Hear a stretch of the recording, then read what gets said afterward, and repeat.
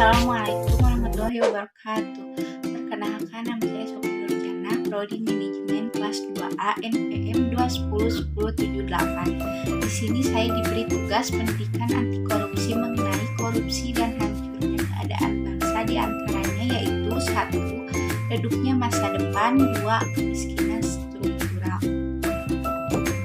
Pertama-tama saya akan menjelaskan mengenai redupnya masa depan. Salah satu pemberontakan yang patah dan kini sedang menjadi pusat perhatian adalah korupsi.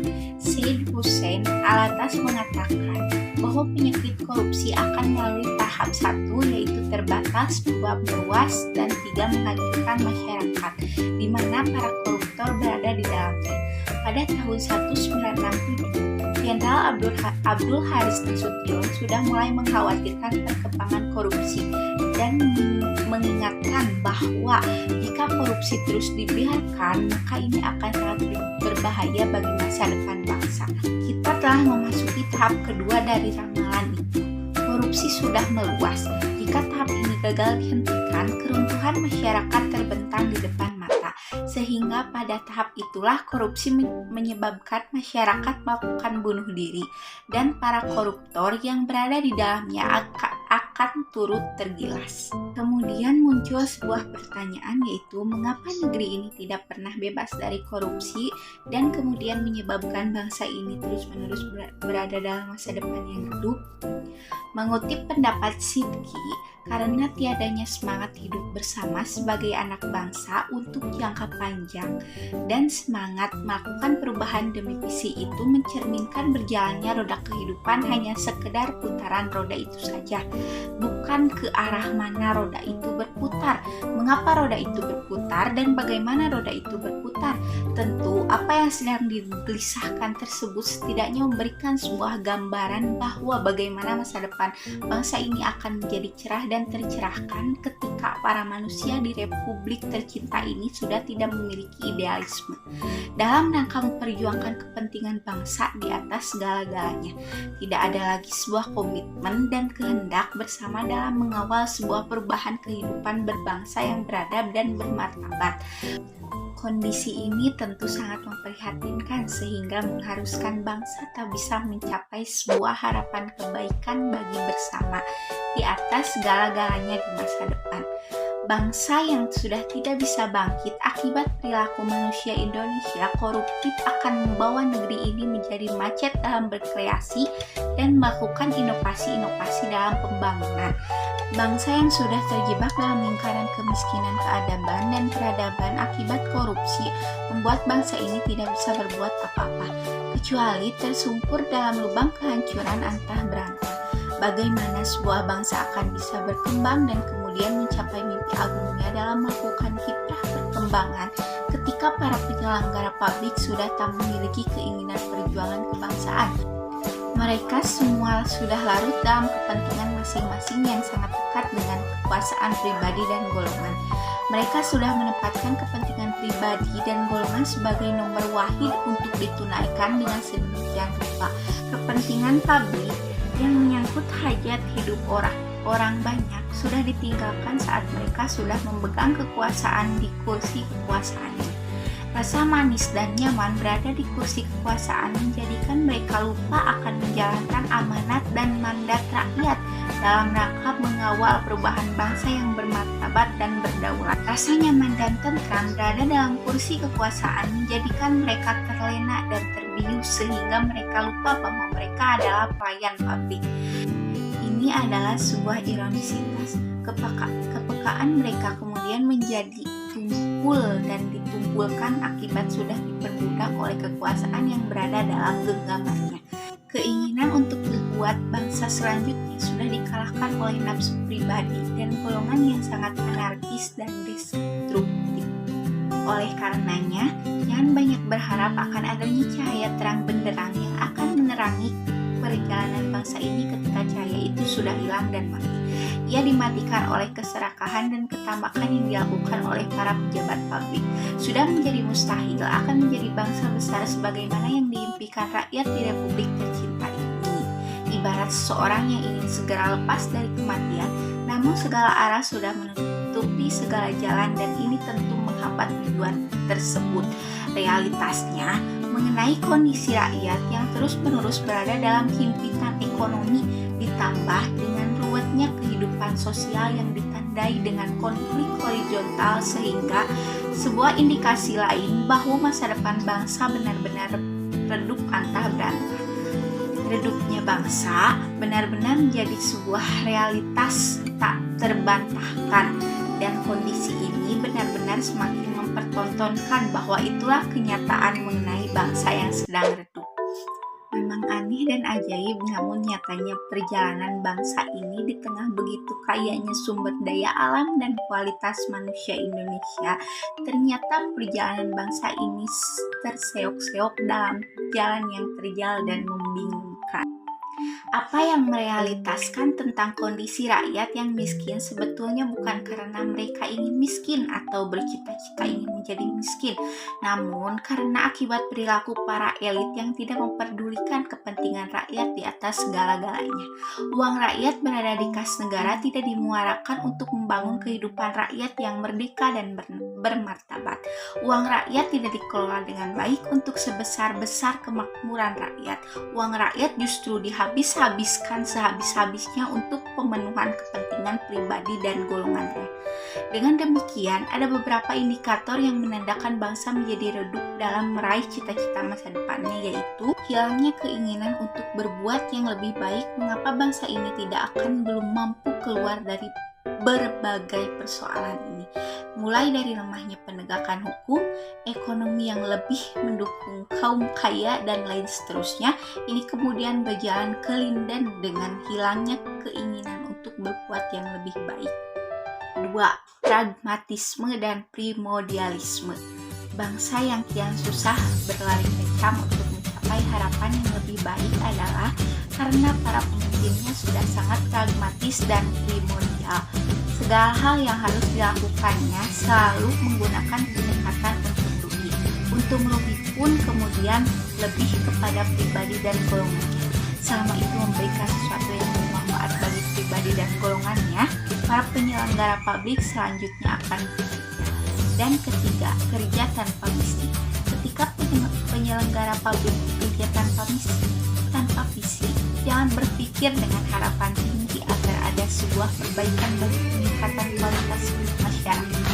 Kerja tanpa visi bermakna bahwa mereka bekerja sebenarnya bukan untuk melayani rakyat, namun memberikan sebuah cahaya penerang bagi perjalanan rakyat, memberikan pedoman hidup bagi masyarakat. Mereka juga bekerja bukan atas nama panggilan kemanusiaan. Mereka melakukan sesuatu bukan karena memberikan kemanfaatan bagi semua, melainkan mencari penghidupan bagi diri dan golongannya. Sangat berbeda antara orang yang bekerja dengan bervisi dan tanpa misi. Yang bervisi selalu meniatkan diri secara tulus dan bersih bahwa apapun yang dikerjakan untuk rakyatnya, sementara yang bekerja tanpa misi adalah mereka mencari keuntungan sektoral yang kemudian merugikan kepentingan publik. Membaca 3 gejala umum di atas yang berpotensi meredupkan kehidupan bangsa dan negara di masa depan, maka sesungguhnya kita di Republik ini sudah mengalami hal-hal demikian. Kepentingan pribadi dan golongan sudah sangat dominan dan ingin mencelakai kehidupan berbangsa dan bernegara. Pragmatisme dan primordialisme pun sudah semakin menjadi penyakit sangat anarkis dan destruktif ini telah memberikan sumbang sangat signifikan bagi utuhnya kehidupan berbangsa dan bernegara. Pragmatisme dan primordialisme telah membawa kapal bangsa ini harus tenggelam di lautan lepas sehingga dari sinilah kondisi bangsa yang harus terus-menerus terkurung dalam kemurauan masa depan. Masa depan yang murau berarti bahwa sudah tidak ada lagi sebuah kebaikan yang bisa diharapkan bersama. Masa depan yang murau menjadi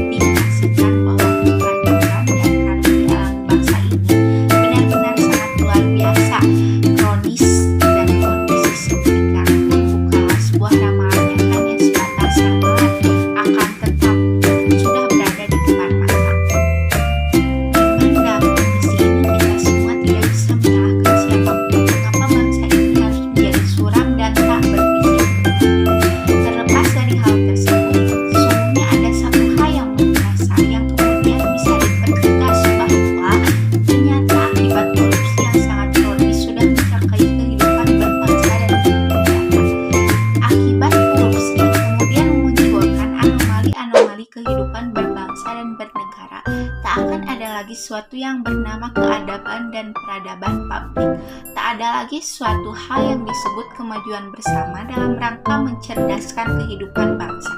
Apabila salah satu tujuan dari pembukaan Undang-Undang Dasar 1945 adalah mencerdaskan kehidupan bangsa, itu pun menjadi ibarat mendegakkan benang basah. Negeri ini pun kemudian harus menangis dan menderita. Bangsa ini dan seluruh rakyat pun kemudian harus sengsara dan nestapa akibat korupsi yang sangat luar biasa menghancurkan masa depan bangsa. Dan menariknya apa yang disampaikan Yudi Latif, yaitu where there is no vision, the people perish. Misi ini harus mempertimbangkan kenyataan bahwa krisis nasional ini berakar jauh pada krisis moralitas dan etos yang melanda jiwa bangsa. Ibarat pohon, sejarah perkembangan bangsa yang sehat tidak bisa tercerabut dari tanah dan akar kesejarahannya. Ekosistem sosial budaya, sistem pemaknaan dan pandangan dunianya sendiri. Sementara kehidupan bangsa yang tidak sehat diakibatkan oleh tidak sehatnya para penyelenggara negara dalam melayani kepentingan publik. Ketika bangsa ini kemudian tidak sehat, sesungguhnya itu terjadi karena keteledoran, ketidaktaatan, dan penyelewengan terhadap mandat rakyat. Akhirnya, dari sinilah bintang terang yang menerangi kehidupan bangsa ini pun menjadi redup. Bintang dalam pengertian ini adalah semangat perjuangan kepentingan bangsa di atas segala-galanya. Dengan demikian, redupnya masa depan sebuah bangsa secara jelas dan konkret terjadi karena tidak adanya ketulusan dan keikhlasan diri dalam berbuat yang baik bagi manusia dan sesama, yang kemudian dilakukan hanya melayani kepentingan pribadi dan golongan yang menghamba kepada sekretarianisme belaka. Pembangkangan diri terhadap sebuah idealisme kebangsaan kemudian kian mempertegas diri bahwa bangsa ke depan akan semakin redup dan kehilangan jati diri. Tentu apa yang disampaikan relatif tidak jauh berbeda dengan yang dikatakan Sudarsono bahwa ternyata manusia di Indonesia, terutama para penyelenggara negara, lebih suka menjadi sosok-sosok yang seolah-olah berbuat baik, padahal justru sedang menyusun strategi untuk melakukan kejahatan demi kejahatan. Atas nama seolah-olah kepentingan rakyat dan bangsa, mereka mencoba dengan sebaik mungkin memoles diri untuk bisa tampil sebagai manusia yang baik hati dan penyayang kepada semua dan sesama. Oleh sebab itu, bangsa redup sesungguhnya bukan karena ia redup sendiri, namun ada yang menjadikan redup. Selanjutnya saya akan menjelaskan mengenai kemiskinan struktural. Kemiskinan di Republik kita ini berada dalam kondisi akut dan mengkhawatirkan berdasarkan basis perhitungan internasional sekitar. Separuh dari total populasi masuk dalam kategori miskin, 8% dari populasi kemudian masuk dalam kemiskinan ekstrim, masih menurut garis kemiskinan internasional, yakni $2 Amerika Serikat Parantis daya beli atau purchasing power parity, yang bisa disebut juga dengan PPP per jiwa per hari. Ada 110 juta jiwa lebih atau sekitar setengah dari populasi yang hidup tidak layak. Sedangkan menurut garis kemiskinan internasional, $1 Amerika Serikat atau bisa disebut juga dengan PPP per jiwa per hari. Tingkat kemiskinan ekstrim yang bersifat akut ini adalah sekitar 70% dari penduduk atau sekitar 15 juta jiwa. Realitas di lapangan bila dilihat dari kemampuan daya beli per $1 Amerika Serikat terhadap beras jenis medium 10 tahun terakhir atau 2001 sampai 2010 kemudian menjadi sebuah cermin kritis bahwa per $1 Amerika Serikat pada 2001 hanya dapat memperoleh 3,7 kg beras. Pada 2010 hanya 1,18 kg. Dengan demikian pula kemampuan beli per dolar Amerika Serikat atas minyak goreng yang pada 2001 bisa membeli 2,45 liter minyak dan pada 2010 hanya 0,79 liter. Pertanyaannya adalah kebijakan ekonomi jenis apa yang sudah dibuat negara sehingga jumlah rakyat yang miskin bukan semakin berkurang, akan tetapi terus bertumpuk dari fase ke fase. Dan mengapa negara tetap mempertahankan pola-pola kebijakan yang sangat mencekik rakyat? Bukankah seharusnya menjadi kebijakan ekonomi di fase pemerintah sebelumnya sebagai pelajaran sangat berharga di masa depan? Oleh sebab itu, ketika negara salah melahirkan kebijakan ekonomi, hal tersebut akan berdampak kepada semakin salahnya orientasi pembangunan kehidupan rakyat. Pasalnya, negara tidak mampu membuat sebuah terobosan kebijakan ekonomi politik yang dapat membebaskan rakyatnya dari persoalan-persoalan kemiskinan dengan segala anak pinaknya. Negara seharusnya menjadi bagian terpenting dari kehidupan rakyat serta merupakan pilar bagi berdirinya kehidupan kesejahteraan yang kokoh. Negara seharusnya menjadi bagian terpenting dari kehidupan rakyat serta merupakan pilar bagi berdirinya kehidupan kesejahteraan yang kokoh. Hal sedemikian justru ibarat menegakkan tiang basah. Yang terjadi sebaliknya adalah menambah kesengsaraan dan kesulitan kehidupan rakyat. Kebijakan negara menentukan masa depan dan nasib rakyatnya yang sudah sangat luar biasa hebat. Negara bertindak sangat anarkis dan destruktif dengan menampilkan kebijakannya yang tidak populis dan anti keberpihakan pada peningkatan kualitas hidup rakyat. Negara menghadirkan dirinya sebagai pemusnahan massal bagi kehidupan rakyat. Negara sudah mengabaikan tanggung jawab mengenai kualitas dia sudah bagi keberlangsungan hidup rakyat. Dia kemudian lebih memilih menyelamatkan kepentingan pribadi dan golongan kecil. Satu bentuk kegagalan negara dalam mengendalikan hajat hidup dari banyak, sehingga berulang-ulang negara selalu mempubliskan prestasinya dalam mengangkat capaian ekonomi makro. Namun persoalannya adalah capaian ekonomi makro sangat sulit menyentuh ranah-ranah ekonomi yang dialami rakyatnya.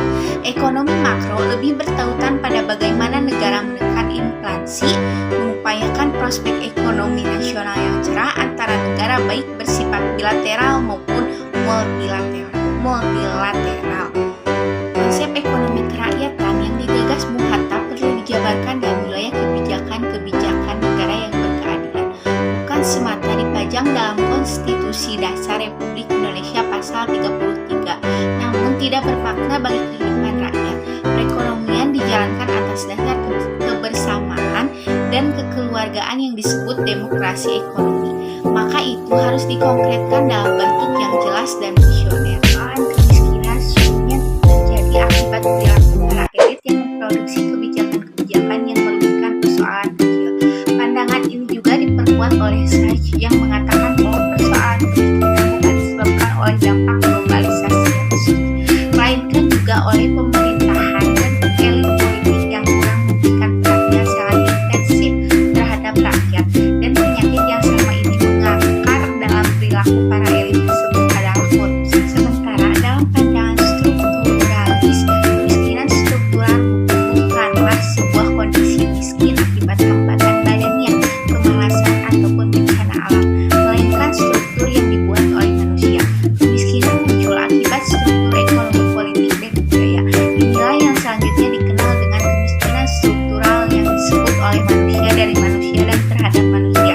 Menurut Selo Sumardian, yang dimaksud dengan kemiskinan struktural adalah kemiskinan yang diderita oleh satu golongan masyarakat karena struktural sosial masyarakat itu tidak dapat ikut menggunakan sumber-sumber pendapatan yang sebenarnya tersedia bagi mereka. Dengan demikian, kemiskinan struktural dapat diartikan sebagai suasana kemiskinan yang dialami oleh suatu masyarakat dan penyebab utamanya adalah ketimpangan struktur sosial sehingga mereka yang tergolong miskin tampak tidak berdaya mengubah nasibnya dan tidak mampu memperbaiki nasibnya. Struktur sosial yang berlaku telah mengurung mereka ke dalam suatu suasana kemiskinan secara turun-temurun selama bertahun-tahun. Sekian dari saya, mohon maaf apabila ada kesalahan. Wassalamualaikum warahmatullahi wabarakatuh.